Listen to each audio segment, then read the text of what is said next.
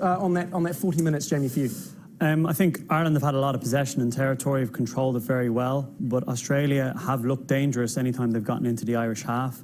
They were unlucky not to score that try that Stockdale stopped with a great tackle, but the same thing happened again. Robbie's been left a lot to do there in the 13 channel. Foley is shown his skill there as well as Curtly Beale in terms of the distribution. And they're getting them on the edge. It's a spot that was highlighted during the Six Nations, that space. Yeah. And Australia are exploiting it. But on the flip side, Ireland are controlling that ball very well. Australia are defending really well. They're coming aggressive, but sometimes they're overreading it. Okay. They're getting it right sometimes, but sometimes they're overreading it, and that front door runner is getting momentum. And Ireland they're taking points when they're down in that half. Okay, let's have a look at some of the key moments from an Australian perspective. Michael, talk us through, just as Jamie said there, the way they have found space. They've identified that it's out there, haven't they? Yeah, and that's lovely. That's lovely feat by Beale. I mean, Ireland read that quite well. It was just a missed tackle, but Beale's pretty good. And what about that tackle? That is magnificent. Carbery, when he got that ball, I yelled out, they're not going to stop him, and they did.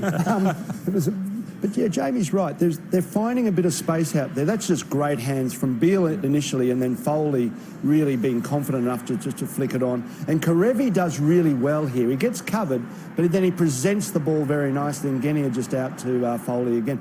I did think there was a hint of a forward pass from Genia to Foley right at the end there, but we'll take it. A very good test match, this one. It's really tight. Both quality sides at the moment playing very well and not giving anybody much of an inch. Let's have a look at the Australian defensive play now. They've been able to make a couple of spot hits, Jamie, but that isn't out of nothing. As you've said, they've managed to slow down the ball on occasion quite well. They're being very aggressive in the tackle. I mean, when they get an opportunity to light someone up, they're lighting them up, and they're doing it really well. But what they're doing is they're not overcommitting to the ruck. They're making the hits, hitting them on the gain line, slowing down the play. And then when they get a read, they're making a read and they're coming through very aggressively to hit it. You see there, they're making the reads out the back. However, the flip side of that is that they've got to be careful that they respect that front door runner, because if they don't, Ireland are getting momentum, they're getting into the game very easily. But, there you go. Rob will be feeling that one tomorrow morning. Same there with Joey. But they've got to respect that. Ireland will cop onto that. They'll realise that they're overreading out the back. They'll tighten up that front door runner. And, you might see Ireland getting through and offloading. Yeah, I agree with you. At half-time, I think they might change that. I think Australia and Czech have been doing their analysis on the Six Nations and really targeting that second runner.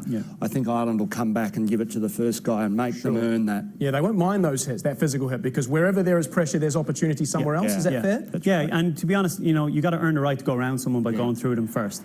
And Ireland will know that coming into this second half. They've had their chances with ball in hand, mostly down this left-hand flank, Michael, putting a bit of pressure on the ball. Yeah, they have, and there's just been some fingernail sort of tackles there, one by Carbery there.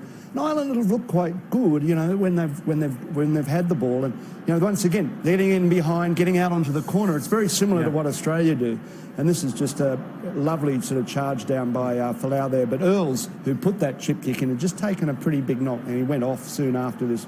But Ireland have had their chances here. It's a really good play. That's just really good. 4-0 second half. Points differential to New Zealand, and very powerful win for them. It was nothing like that in Brisbane, but it was a compelling test match. 18 points to 9.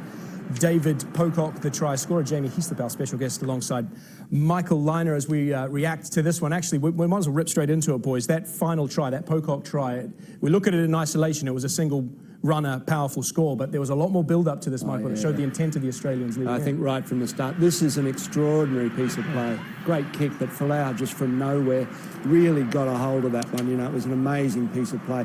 And this is where Australia, that's a really good decision by Will Genia. There was nobody home. And once again, Foley and Carbery down there. I thought here, yeah, that's fair enough. You can't do that, Jamie, can you? You can't. It's a tight one, though, because the 3 Australians went over the top there off their feet as well. But I think the weight of it, yeah, you mean some days you get away with it, some days you don't. He's got to do something. He's isolated there, and I feel for him. But that was a strange call there. We both thought it was either 3 points or go to touch. He's taken the tap, but it's worked. And Australia on a roll here. Look at the pace of the play. I felt that was a forward pass. I've been saying that, but my son on text said, "Shh, be quiet."